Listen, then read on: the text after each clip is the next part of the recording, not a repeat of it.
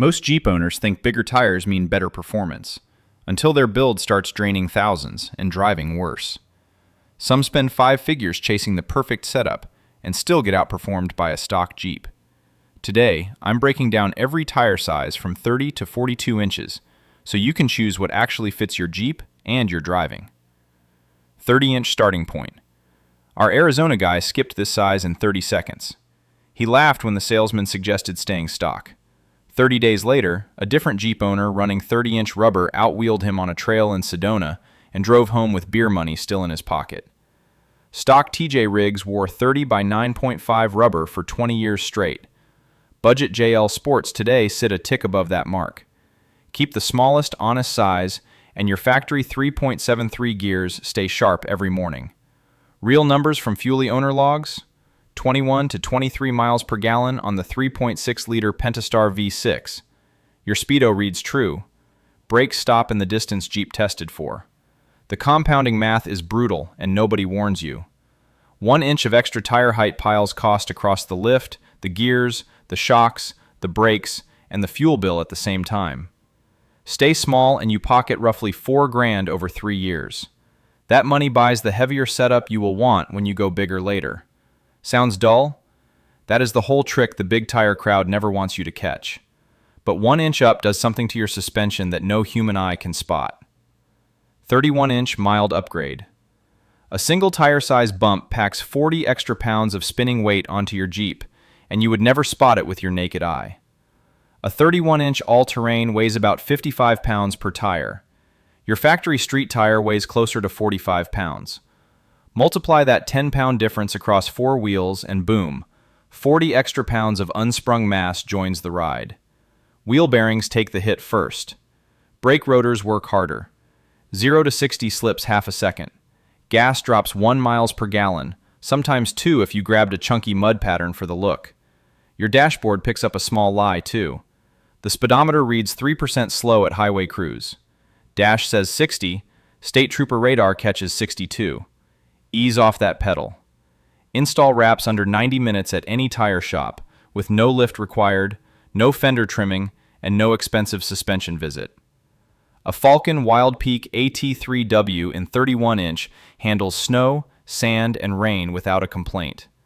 That whole pitch works for daily commuters who want a tougher-looking Jeep without the wallet pain of bigger rubber. Wait till you hear what your dealer stays quiet about with the next size. 32-inch stock cheat code.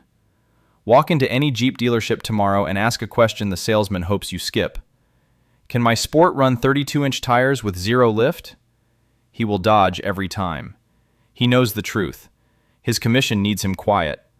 Rubicons roll off the line wearing 285/70 R17 all-terrains from BF Goodrich. That size measures 32.7 inches tall on hot pavement.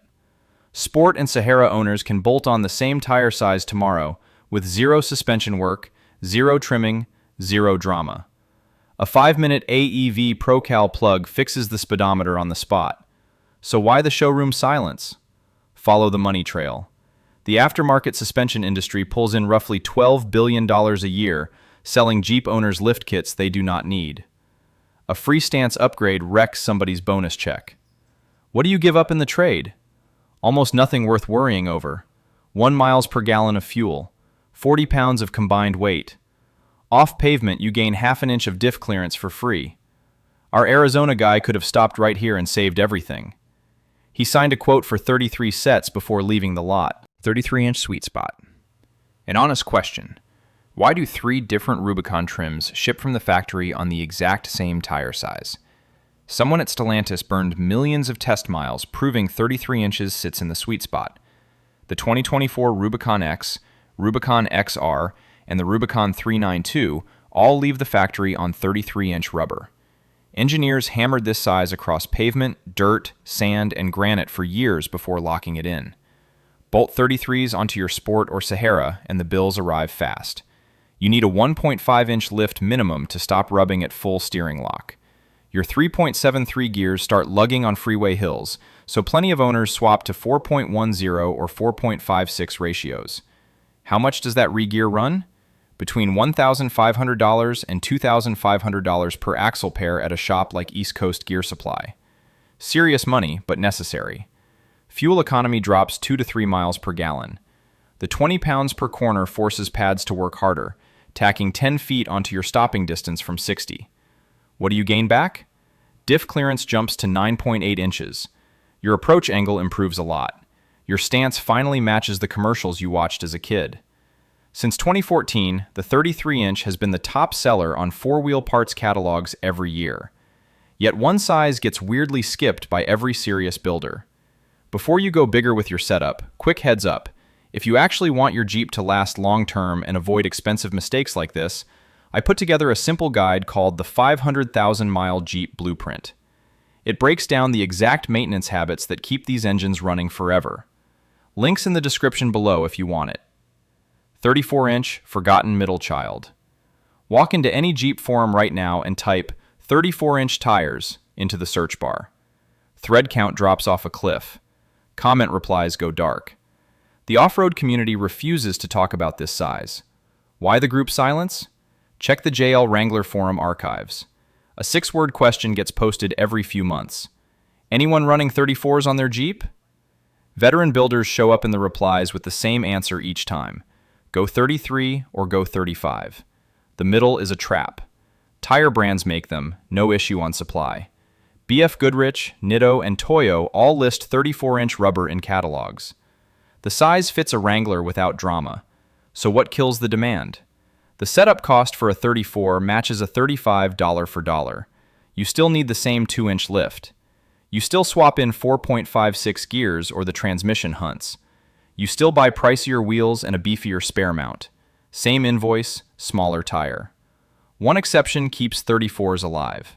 Certain all-terrains like the Falcon Wild Peak AT3W hit a sweet spot at 34 inches and run quieter than the 35-inch version. Tire rack noise tests clocked the 34 at 72 decibels at 65 miles per hour.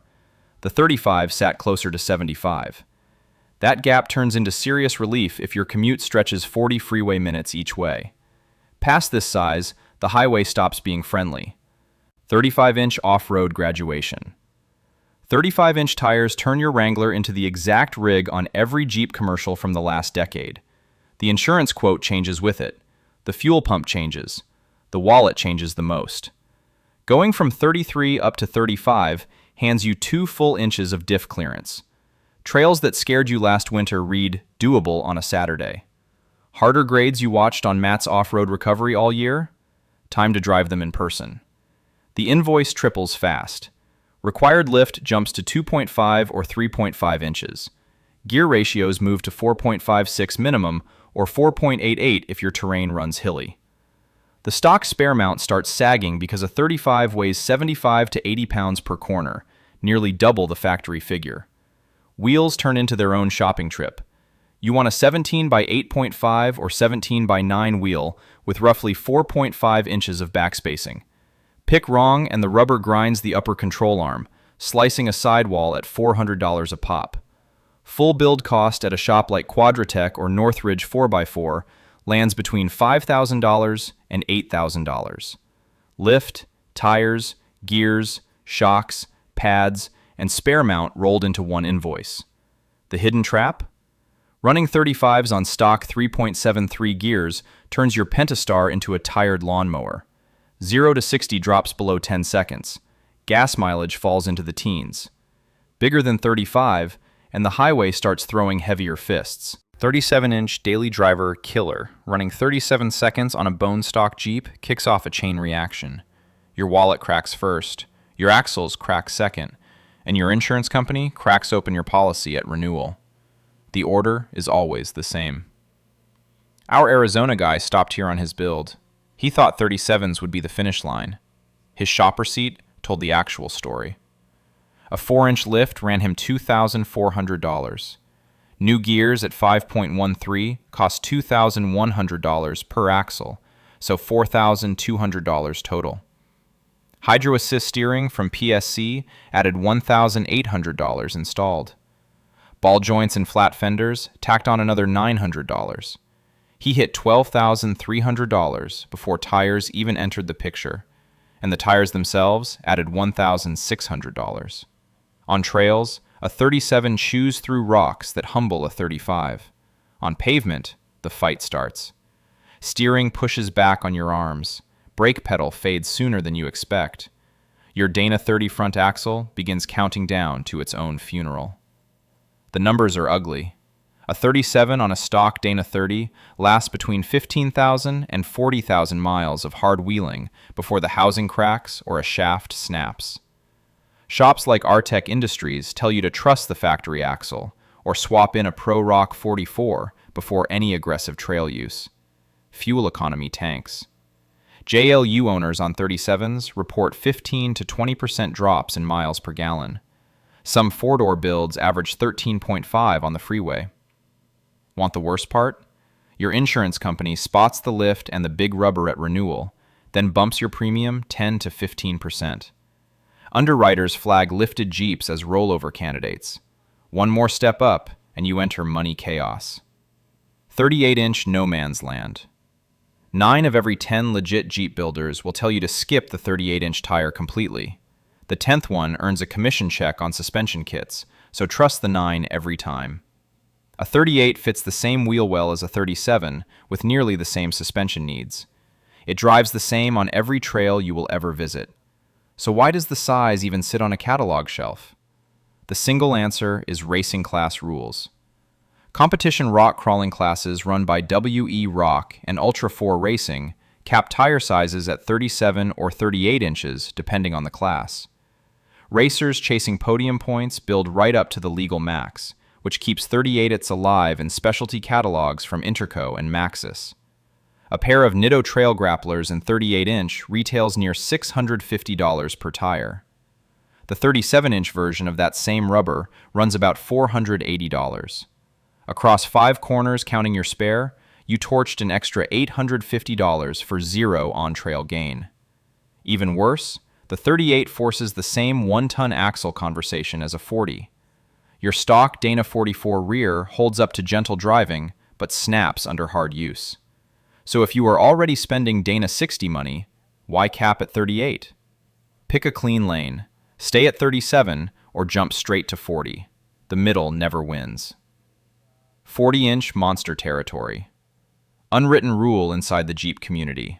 You buy 40-inch tires one time only. The divorce lawyer handles every page of paperwork after the check clears.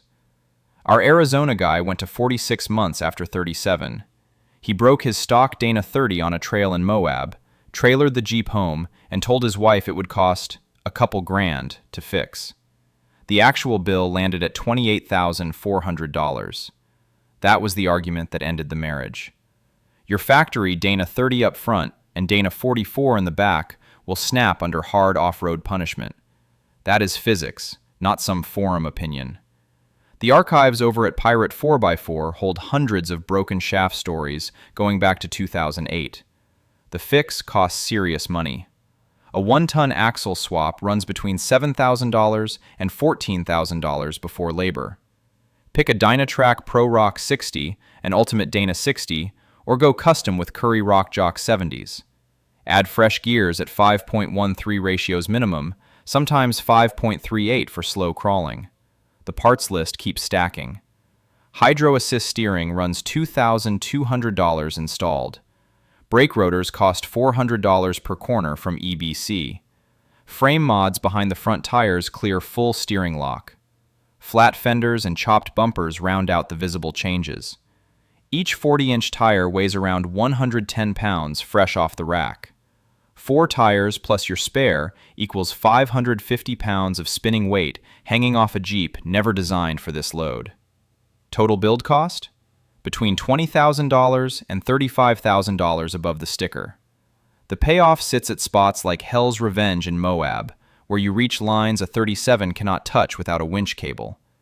Past 40 inches, the rule book stops applying. 42-inch and beyond. Last stop on the chart, and the most expensive one. 42-inch tires means you crossed into territory where grown adults lose cars, houses, and entire marriages over the obsession. Treat this zone with caution. Nobody daily drives a 42-inch Wrangler without suffering every morning. Forum regulars pretend otherwise on camera, but they lie to the feed to farm engagement. Parts demands go feral. You want portal axles from Agile Off-Road, a custom long-arm suspension, gears at 5.38 or 5.89, a tow rig in the driveway, and often a frame stretch to fix the wheelbase math. A 42-inch build starts around $50,000 above the Jeep purchase price. Record builds at the 2023 Moab Easter Jeep Safari rolled in north of $180,000, including the donor vehicle, per Four Wheeler magazine. Who signs up? Rock bouncer racers at the top of the sport, content creators chasing viral thumbnails, retirees who sold a business and pointed the new Jeep straight at Jupiter. Physics turns cruel at this scale. Freeway above 55 miles per hour feels shaky. Stopping distances turn into math homework. Gas stations become three-point turn puzzles at every fill-up. What do 42s really deliver? They take incredible photos, they ride incredible on a trailer, and they feel awful at a stoplight on a random Tuesday.